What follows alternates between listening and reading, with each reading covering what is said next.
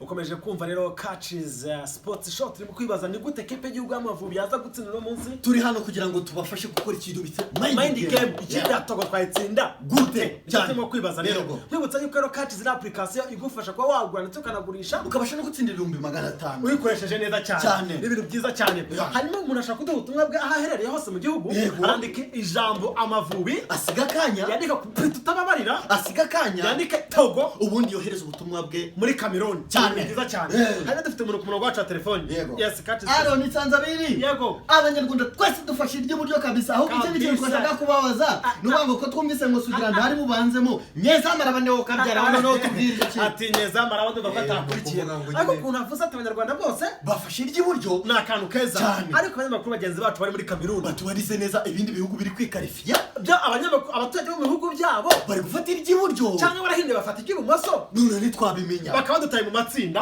yabibabaje we ariko binabaye nukuvuga ngo twebwe ikintu gihari ni kimwe no gutsinda yose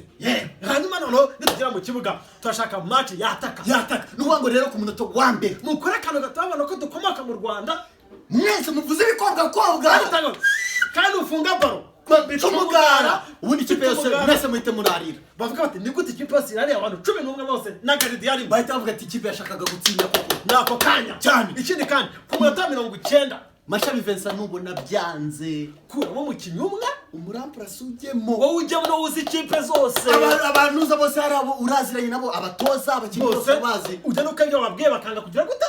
kubikora si ibintu byoroshye cyane. Ikindi kandi mukinnyi ahura umenya yuko nuramuka uvuye muri Cameroon ukaza hano mu Rwanda turi muri guma mu rugo mu mujyi nta kintu kimwe uza kubikora gusa turabashyigikiye mukomeze musore mbere kabisa ikipe yacu uko byagenda kose turi karifiya ntago ikipe ifite hasi hejuru ntago Togo idatari n'igihekane mu izina ryacu yadutsinda kuko dufite Rwanda